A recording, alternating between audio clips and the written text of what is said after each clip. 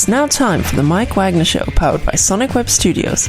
Visit online at sonicwebstudios.com for all your needs. The Mike Wagner Show can be heard on Spreaker, Spotify, iHeartRadio, YouTube, iTunes, Anchor FM, Radio Public, and the MikeWagnerShow.com.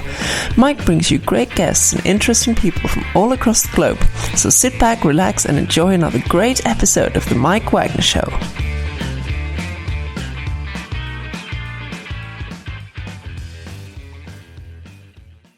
Hey everybody, it's Mike from the Mike Wagner Show. Hired by Sonic Web Studios. Visit online at sonicwebstudios.com for all your needs. Looking at a professional website without breaking your budget? Sonic Web Studios is the answer. Sonic Web Studios offers fast, affordable custom web designs that blow the competition away. Call today at 1-800-303-3960. That's 1-800-303-3960, or email to support@sonicwebstudios.com. Mention the Mike Wagner Show, get 10% off your first order. Sonic Web Studios, take your image to the next level. Also, the Mike Wagner Show can be heard on the MikeWagnerShow.com. Also, over 35 podcast platforms, including Facebook, SoundCloud, Spreaker, Spotify, and iHeartRadio, and more. Take the Mike Wagner Show with you on any mobile device. Subscribe to the Mike Wagner Show on the YouTube channel. Also, follow the Mike Wagner Show on Instagram and Twitter today. We're here with a very, very talented businesswoman who is a social justice activist committing to working towards the balance of scales of access, equity, and availability in sexual reproductive health care. She has training in midwifery, Bachelor of Arts in Women's Study, and more, and also collaborating with another wonderful business woman from Austin, Texas. Having special powers comes to connecting ideas, people, institutions, and more. And of course, having hands-on civic engagement, focuses on self-care. This is just a very unique item out there, especially on a Mother's Day. And we have what it is called Waking Giants. And to find out what the Waking Giants are, ladies and gentlemen, live right here in somewhere in the United States, and of course, just going from North Dakota, Arkansas to Austin, Texas, and more. Ladies and gentlemen, from Austin, Texas, the Waking Giant herself, Sera Bond. Sera, good morning, good afternoon, good evening. Thanks for joining us today. Well, thank you for having me. It's great to be here. Appreciate it.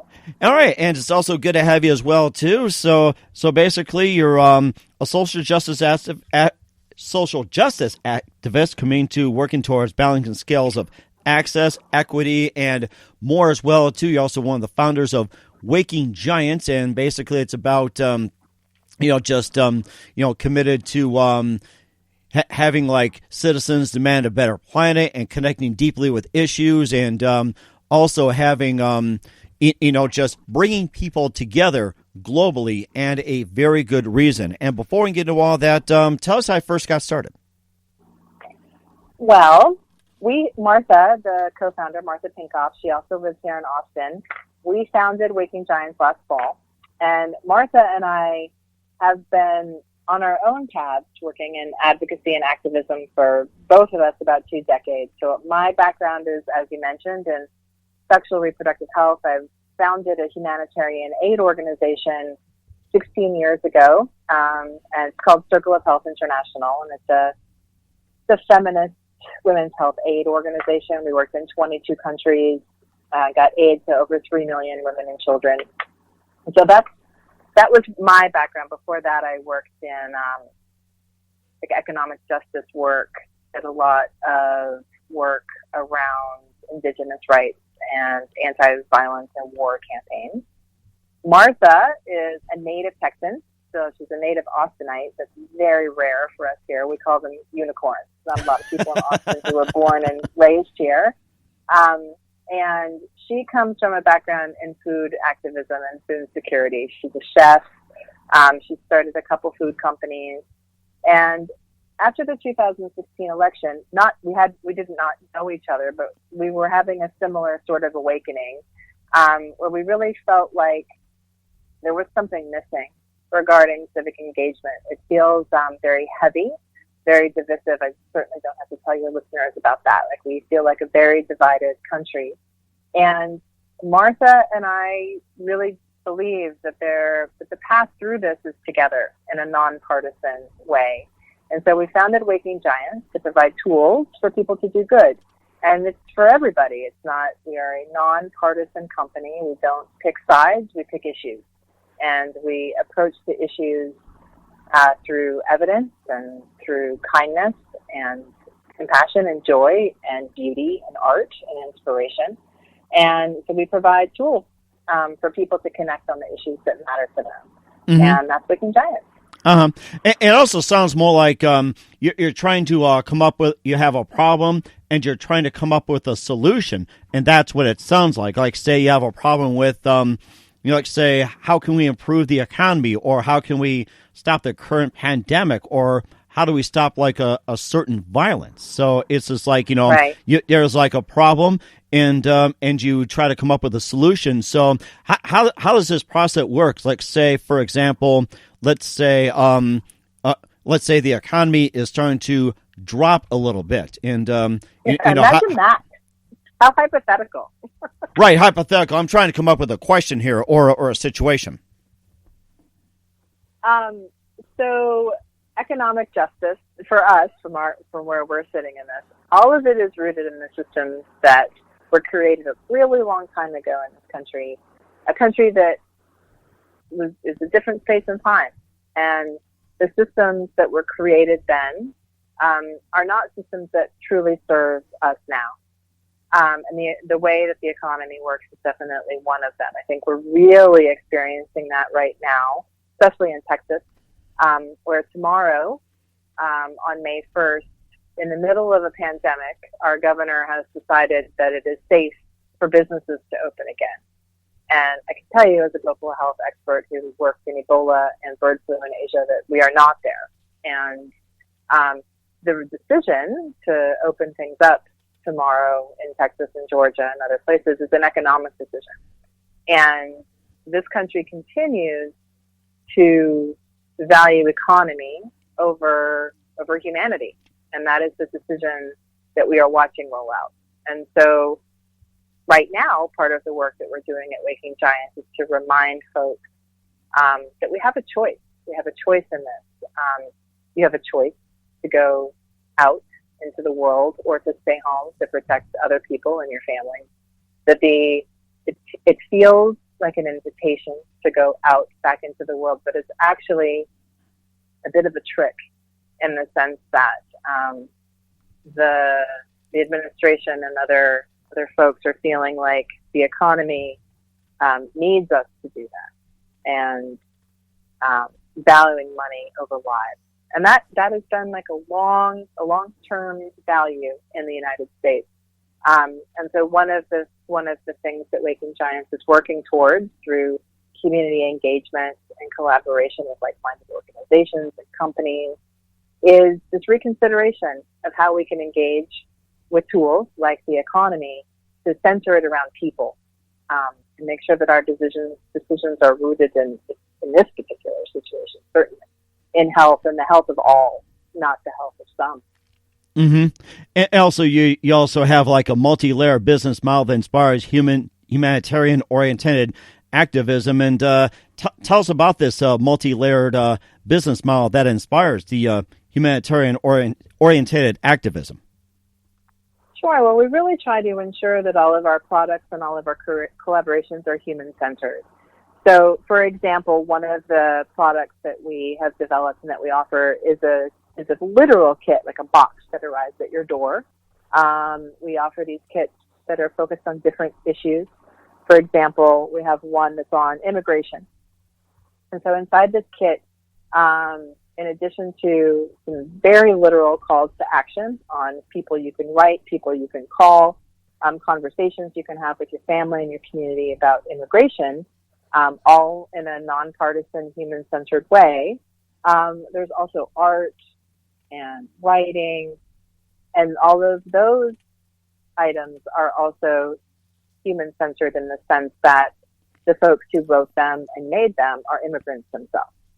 So we're really trying to center the people most impacted by the issues that we are addressing in the products that we develop. And also, too, you have it called Waking Giants EDU online event programming. And, of course, it just talks about the tools you need to continue the good fight. And, of course, you got some online events. And maybe you can just tell us about some of the tools that you provide and some of the interesting ones that you had, too. It's like I'm looking at, last month, back from April 2020, like, say, with April's astrology forecast, coffee talk with you, and cooking for the good fight. And also kitchen therapy, kids music show, photography, questions and answers, gardening, pregnancy, and more. And, maybe you can just, tell us about some of those events. Sure. So one of the tools that we're all really using right now is the internet in ways that we relied on it in the past, but now we are really doubling down on a reliance on finding connection through our screens and through our devices and the platforms that we find there. And so we've created this new tool called Waking Giants EDU, where we provide educational and learning opportunities that are rooted in connection. And we are really trying to keep the topics uplifting because there's just so much heaviness right now. But we also take this seriously, and we know that there's a place in your day for cooking and yoga, and there's a place in your day for considering your role and your impact in the world. And so we're trying to strike a balance between those two. So, for example, last night I had a great night on Waking Giants EDU. From 5:30 to 6:30, we had a pandemic Q&A, which we try to do every 10 days or 2 weeks or so, where we have a health or public health expert on to just take questions about, like, what does it mean to actually social distance? Last night, because so many states are opening up their economy in different ways, we were discussing earlier, we had a pediatrician on who works with very vulnerable populations to talk about what we can do to keep the most vulnerable safe as restrictions start to be released or lifted. So that was the 1 hour. Then following that hour, we had our first book club event with Kathy Valentine from the Go-Go's, which is a band that I listened to a lot in my childhood and adolescence. And that was just a blast to get to talk to her about what it was like to be in the first all-women's band to go gold, platinum, so many world tours, like what that meant to young female musicians at the time. And one of my faves as well, too. Yes, one of my faves. Oh my Very God, interesting. so yes. It's really fun. Yes, we're children of the 80s, I'll tell you that, or somewhat right, teenagers. Right? Yeah, it was a blast. So, we're trying really hard to keep all of our offerings rooted in what we really need right now, which is information, inspiration, and connection. Mm-hmm. And of course, we'll talk about your role in activism as well, too. A little more on wakinggiants.me. First, you listen to The Mike Wagner Show at themikewagnershow.com, powered by Sonic Web Studios. Visit online at sonicwebstudios.com for all your needs. Look at a professional website without breaking your budget. Sonic Web Studios is the answer. Sonic Web Studios offers fast, affordable custom web designs that blow the competition away. Call today at 1-800-303-3960. That's 1-800-303-3960. Or email to support@sonicwebstudios.com. Mention The Mike Wagner Show. Get 10% off your first order. Sonic Web Studios. Take your image to the next level. Also, The Mike Wagner Show can be heard on themikewagnershow.com. You can check our Facebook page at facebook.com/The Mike Wagner Show. You can download and listen to over 35 podcast platforms on Facebook, SoundCloud, Spreaker, Spotify, iHeartRadio, iTunes, Google Play, Apple, and more. Take The Mike Wagner Show with you on any mobile device. Subscribe to The Mike Wagner Show on the YouTube channel. Also follow The Mike Wagner Show on Instagram and Twitter today. We're here with Sera Bonds of wakinggiants.me here on The Mike Wagner Show. She also paired up with Martha Pinkoffs, a native Austinite, and also she was also a founder of a few businesses as well too. And before we get back more into the wakinggiants.me as well too. And first of all, how did you first get involved in activism, and what influenced you into becoming an activist? I wish that at this point in my career, after having done this for 2 decades, I had a better answer to that question. I just had really conscientious parents, who I don't come from money. I don't come from people who were real high on the social hierarchy, if you will. But I come from people who cared about their community and their friends and cared about the planet, and who really taught us about that. I was raised by a single mom who worked really, really hard to make sure that me and my sister had the things that we needed. She went on to a very illustrious career in corporate America, where I watched her mentor younger women and help them find their way. to careers that matter to them. I saw her, work really hard to ensure that diversity was a priority in the places where she worked. That was one parent. And then I had this cowboy poet dad, who taught me about nature conservation and about our connection to the land and animals and the food that feeds us. They say to me all the time, like, where did you come from? This is not what we meant to do, you and your sister. My sister is a climate change activist. But they did it. They raised these two kids who spend their days working to make the planet a better place for everybody. And I think really it just comes from this commitment that I felt and that I saw in them in showing up for people who have less. Even when you don't yourself have a lot, there are always people who have less than you do, and it is our responsibility to do what we can to help them. So I learned it from my parents. I think it was probably in my 20s when I spent some time living in San Francisco and in Oregon, where I was just exposed to, because I'm like a kid from rural Arkansas, so I didn't have a lot of different kinds of folks around me with different perspectives.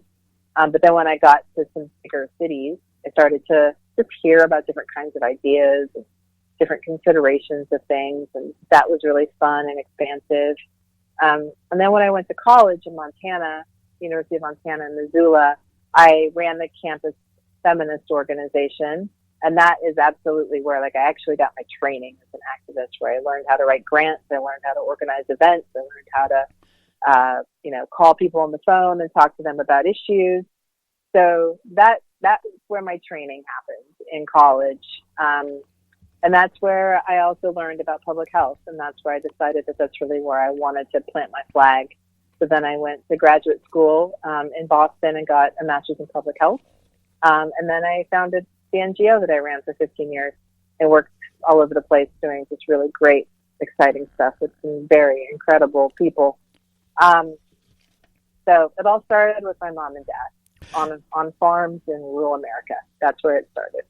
That is fantastic. I mean, you went all over the United States to get all that education. Of course, your background from reproductive rights, violence against women, welfare, poverty issues, pro-immigration, and you also been over 20 countries and working on these causes. And tell us about some of the countries you've been in. And I have to say, what's your most favorite country overseas you've been working in?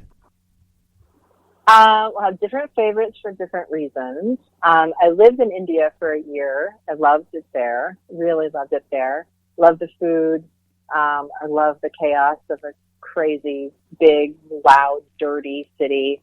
I really loved working there. I learned so much from the midwives and the doctors that I spent time with there. Really learned a lot about my white privilege. And my understanding of feminism at that point, really, the women that I was spending time with helped me to see how white it was, the lens that I viewed my world through, and so they helped me to expand that. And the nature in India is also just unparalleled. The Himalayas are not like anything else on the planet. I've spent a lot of time in the Middle East. I had my first baby. I have two sons. They're 9 and 11. The first one, the 11-year-old, was born in Israel. We were living there. I was working in Gaza and the West Bank. I love the Middle East. I love it so dearly. The food, the weather, the beaches, the history, the culture, all of the cultures, how it is just where we all come from. It's where all of our religions come from, well, most of our religions. I really, really loved living there. I spent a lot of time in Haiti. Another place I really love. The music and the art that come out of Haiti are so powerful. The history that Haiti shares with America around slavery is really powerful and profound. Haiti is also a place that is just very hard. The poverty is very hard. The disease is very hard. The corruption in the government that just doesn't seem to really prioritize its people is very hard. But the people themselves are incredible. Learned a lot from folks there. I went to Istanbul a couple of years ago, that has got to be one of my favorite cities. It's incredible. It just sits at this sort of spot on the map where so many different parts of the world meet, and you really feel that when you're there. Mm-hmm. On one corner, you'll be looking at a person that looks to be from Central Asia. You look the other direction, and there's somebody walking around in like batik from Western Africa. Then you look across the street the other direction, and there's somebody in hijab from Saudi. I mean, it's such a diverse city, and the food is extraordinary. Yeah, I really love Istanbul too. Mm-hmm. So those are some of those spots. It sounds like that you had a really good experience as traveling all over the country, not just experience people and to also promote your agenda, getting people to wake up, inspiring everything, but also the food as well, too, since your partner, Martha, who is not able to join us, she's a founder of Hot Dang, a vegetarian burger that can be found in stores across the country, and I'm thinking about food as well, too. What's probably your most favorite dish? Like among, of all the countries you talked about? I think the thing I miss most is hummus in East Jerusalem. Like if I could just click my heels right now and have any meal in the world, it would be finding myself in the old city in Jerusalem, in the Arab part of the city, where there's just these like little, they seem like little hole in the wall kind of restaurants that have been owned by the same family for generations and generations. They have maybe like 6 tables, and you sit down and the salads just start pouring out, the hummus and the baba ganoush and the falafel and all the tea. And in the distance, you'll hear the call to prayer. And yeah, I'd say Middle Eastern food is my favorite. You know something? It makes me think about the movie that I saw, one of the Iron Man movies, and of course with Tony Stark played by Robert Downey Jr. Yep. When he came back from fighting all the bad guys, and they said, "What do you want to have?" I just want an American cheeseburger. Right. Yeah. I mean, I am on a quest for the cheeseburger. Also, we have I have a new affinity for burgers. I also really love a burger. Oh, that's interesting. The American food I love the most right now is tater tots. Oh, tater tots. Yes. Oh, my gosh. Yeah. I mean, I can go for some tater tots right now. And, of course, if you're asked to put together your own burger, it can be hamburger, cheeseburger, veggie burger, whatever. It's like, what is your ultimate burger and what toppings would you like on them? So I like my burgers very rare. I like my meat like mooing at me on the plate. I like raw red onions, avocado, caramelized onions also, and like mushroom gravy. You know what I'm talking about? With like this thick mushroom gravy, and a sesame bun. Wow. I think you can sell those very easily as well, too. Connecting people more deeply to issues, connect them with hamburgers and cheeseburgers. I like that. Yeah. I love a good burger. That's right. And, of course, I wouldn't mind having a hamburger myself. It's like, cook it medium, ketchup, onions, mustard, lettuce, hold the tomatoes. And also, I think there's also some bacon, and I think put on some mayo, and let's see, I think in some places they put cucumber or green pepper. I might think of the bagel as well, too. So, oh my gosh, it's like you got me thinking on that, and lots of onions as well, too, and any kind of bread will do, too, even if it's sourdough. It's like, I love sourdough bread, I have to say that. So, and of course, you also mentioned with the rare meat as well, too. I like the rarest of all, which is like tiger meat or ground round, where I grew up in the Midwest, where it's just simply raw hamburger. It's a very special kind. You put it on a piece of rye bread, a thick onion ring, which is raw, add Lowry seasoned salt, and you just eat it. It's delicious. Yeah, I love a burger. I love some good. I'm just like stuck on the burger now. I wish I could. It's one of the things I really miss about life right now is being able to go out and get the food that you want when you want it. Mm-hmm. You know? Right. And of course, we can connect the world that way, and we can also connect the world in other ways. We'll, finish up talking about Waking Giants as well, too. But first, listen to The Mike Wagner Show at themikewagnershow.com, powered by Sonic Web Studios. Visit online at sonicwebstudios.com for all your needs. Look at a professional website without breaking your budget. Sonic Web Studios is the answer. Sonic Web Studios offers fast, affordable custom web designs that blow the competition away. Call today at 1-800-303-3960. That's 1-800-303-3960. Or email to support@sonicwebstudios.com. Mention The Mike Wagner Show. Get 10% off your first order. Sonic Web Studios. Take your image to the next level. Also, The Mike Wagner Show can be heard on themikewagnershow.com. You can check our Facebook page at facebook.com/The Mike Wagner Show. Follow The Mike Wagner Show on Instagram and Twitter. Subscribe to The Mike Wagner Show on the YouTube channel.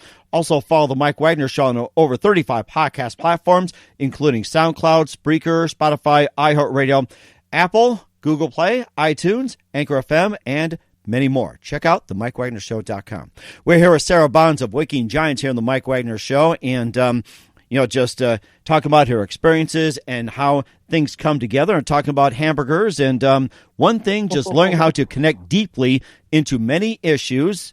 What I have to say is kind of lacking these days. It's, trying to break through a superficial and go deep into a number of issues as well, too. And especially for the moms as well, too. Like you said, you grew up, single mother yourself and everything else. It's like, how can the moms, or say with potentially broken families, just connect with more deeply to the issues of today? Well, I think they probably connect with them more than most people. I think the challenge is finding the resources and the time to engage, maybe on the level that folks are looking for. I find that the people who are most likely to show up for an event or show up in a meaningful way around issues are the people who are most directly impacted by them, because they understand it the best. I think that it's the work for the rest of us to have more resources and more time to spare to help them so that they have time to do it too. And by do it too, I mean to engage on the issues that matter to them in a meaningful way. In community organizing, the first things you learn are that if you want people to come to your events, if you want people to engage with your work, you have to provide childcare, provide transportation, you have to feed people. Because if you can't take care of those three basic needs, the only people who are going to show up are the people who don't need those things. And they're going to have a different perspective on the issues because they have less to lose. And so I think for folks who are struggling, especially right now, there's so many folks who are feeling we just don't live in a country where there's a lot of security, literally social security, whether it be living paycheck to paycheck, having health care, having access to a quality education for your kids. People who have those issues don't often have time because they're working 3 jobs.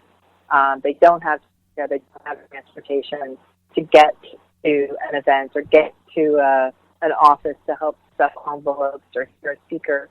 So it's our job as the people who have more resources to just make sure that we are organizing a way to support people who it's going to be the hardest for them to get there and to participate. Does that make sense? Mm-hmm. Yes, it does make sense, where it's just like, people want to come to these things, but then there's always a thing, like you said, it's like, I got to find childcare. I got to find a ride. I need to get money and everything else. And that's where you guys all step in, and everybody just collaborates on what needs to be done. So it sounds more like, one person has a problem, the other has a problem, one has a solution. Everybody comes together to tackle a problem and come up with a solution. Yep. Yeah, and the solutions for things like the economy, as we were talking about earlier, we just want to make sure that anytime we're considering solutions or approaches towards something that's broken or needs improvement, that a wide range of perspectives are present. And if we really want that to happen, then we have to make sure that the most marginalized and most vulnerable of our citizens are able to participate.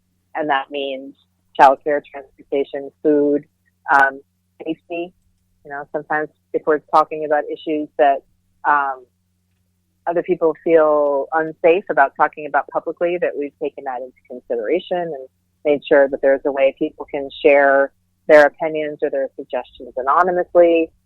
So there's a lot that goes into planning in community actions and organizing that's unseen, the behind the scenes prep work. And hopefully if that work gets done well, then we have an informed understanding of the solutions from everybody involved. I think we have a lot of room for improvement in this regard in America, but I also know there's a lot of people working on it, and it's better now than it was in the past, for sure. Mm-hmm. And of course, lastly, how can we help? I think that right now folks are feeling stretched really thin. We're all stuck at home for a very long time. This is what it's going to look like for a while for us. And really just encourage people to pick one thing. Pick the thing that matters the most to you. And then just put on your blinders and stay focused on it. Whether it's education or literacy or climate change or democracy, whatever it might be, pick the thing and then really root yourself in it and stay committed to it and just tend it every day like you would a garden or like you do your exercise regimen. Even on days when you don't have a lot of energy, maybe all you can do is read an article. On days that you have more energy, maybe you can make some phone calls or attend a webinar or listen to a speaker online.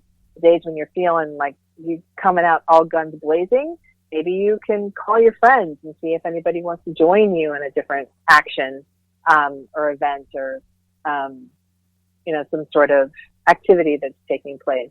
But just to tend to it every day according to the energy that you have, and to remember that none of these issues are going to be solved overnight. It's a marathon, not a sprint. And to pace yourself accordingly. Mm-hmm. And I think that's very important as well, too. And what are your upcoming plans for 2020 with Waking Giants and beyond? Well, we did not think that we would be building a business in the middle of a pandemic. So that's certainly, a challenge we are having to pivot to. We knew that this was going to be a very challenging company to build in an election cycle because so many folks are focused, rightfully so, on the election. But we also really believe that the weaknesses and the cracks in our foundation in this country are no longer deniable. It's becoming more and more visible, whether it is cracks in government, the cracks in our social system, and healthcare, that sort of thing. And I really do believe that Leonard Cohen line around how the cracks are where the light gets in. And in the light is where the opportunity is for growth, whether it's on a personal level or society level, and for us on a business level. So we're really trying to see the opportunities that are there for us. And so this is why we're pivoting to a lot of online content.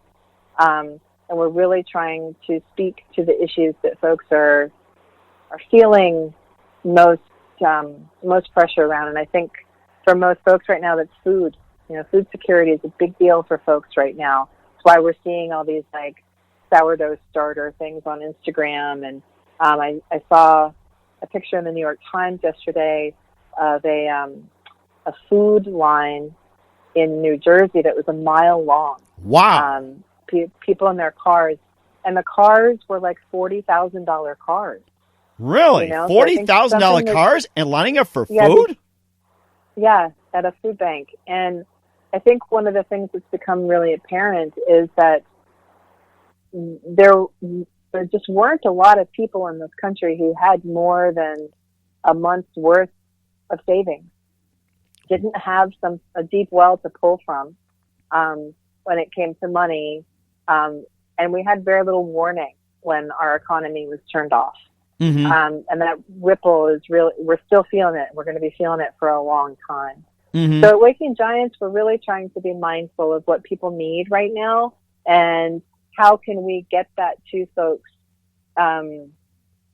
in a way that is uplifting and inspirational and artful, but also useful. Mm-hmm. You know, so that's what we are doing this year, and where we will be putting our energy. Mm-hmm. And always, you know, looking for new collaborators and opportunities from communities that we aren't a part of yet. What issues matter. Mm-hmm.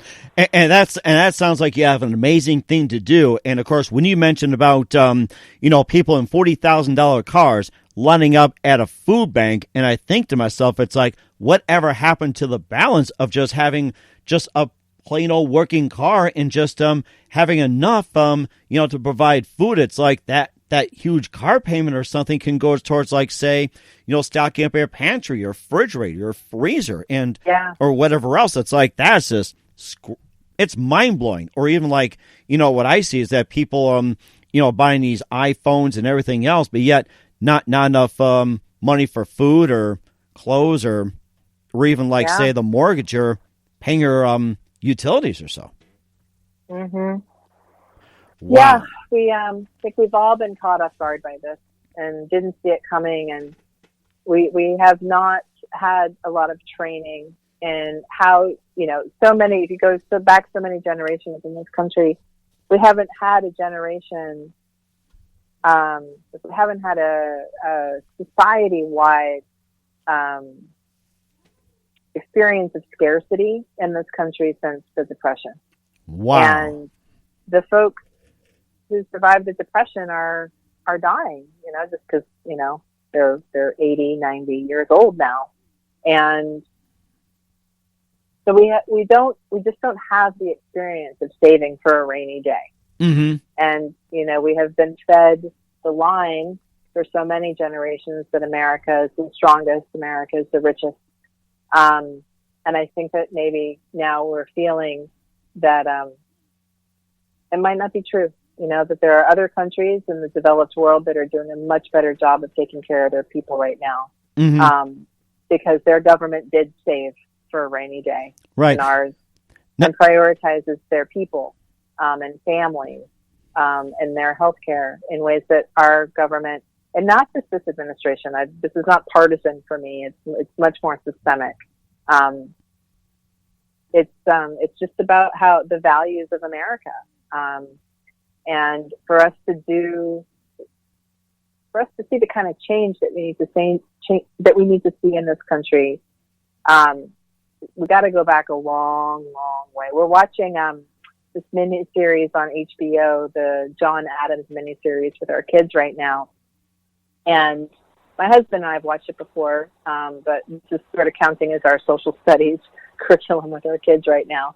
And it's just so profound to watch the debate in the Continental Congress around slavery, and how the Northerners feel very adamant that this is not a practice that a new country should continue. And the Southerners, and I say this as a Southerner, are, willing to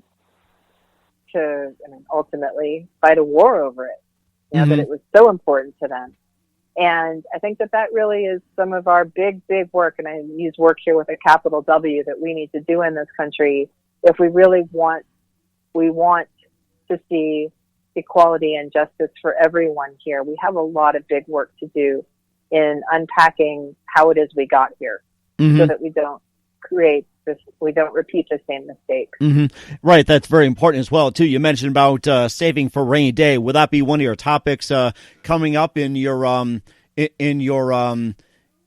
what was it, the calendar of events for Waking Giants? Yeah, would. Good. Okay. Yeah, we've got some economic justice, and I mean, just as I'm raising my kids, like nobody talks to me about money, about how to balance a checkbook, about how much to save, what are you saving for. So I find just even as a parent, like I'm trying to teach my kids this, and I talk to my friends who are now parents, and we're all like, no, nobody taught us this. We had to teach ourselves. And wouldn't it be extraordinary if we could raise a whole nother generation of folks who, when our kids leave at 18, they know how to budget, they know how to balance, they know how to save, they know how to prioritize spending. That would be very, very significant, I feel. So to your long-winded answer to your question, that a lot of the stuff that we have coming up on Waking Giants EV speaks to this like bigger culture shift that we're hoping to be a part of, where people just have more preparedness in general, more tools for how to deal with crisis when it arrives. Mm-hmm. And that's amazing, too, what you're doing as well, too. And a couple more minutes with Sera Bonds of Waking Giants. We'd love to have you back on. Thank you for your time. You've been fantastic. And just a couple more things here, Sera. Who do you consider biggest influence in your career? Oh, my biggest influence in my career, probably my husband. He is a special needs pediatrician, and I see him work hard every day. In this very specific way. He's just got this like real innate way of staying positive and optimistic even when things are hard. I mean, he goes to maybe 1 or 2 funerals a month for small kids and babies, and he's the person who has to tell parents that their kids are not going to make it. And yet he comes home every day with just this, well, now he's at home all the time, but when he would go home or when he comes out of his office, he just has this incredible joy and gratitude about him. And I have learned so much from him about how to practice gratitude in my life and in my work. So I think it's him. Mm-hmm. That is amazing as well, too. And what's the best advice you can give to anybody at this point? Just, be kind to yourself. Be kind to yourself. And even if you're being kind to yourself, be kinder. How can you be kinder to yourself? What a world it would be if we all move through our days with the goal of being kind to ourselves. It's a different place. Mm-hmm. And that's very important as well, too. Once again, Sera Bonds of Waking Giants, a big thank you for your time. You've been fantastic. Looking forward to hearing you again soon. And before we go here, tell us about your upcoming projects. What's your website? How do people contact you? And where can people check out your events? Sure. So our website is wakinggiants.me. Most of our social handles are For the Good Fight. And if folks want to find out about what's going on, what we're up to, the best way is honestly to sign up for our newsletter. You can do that on our website, wakinggiants.me. That's fantastic. Once again, Sera, thank you for your time. You've been fantastic. Looking forward to hearing you again soon. Do us a favor, keep us up to date. We'd love you to have back on sometime 2020 and beyond. You've been fantastic. Thank you so much. I've really enjoyed it. Appreciate the time and attention.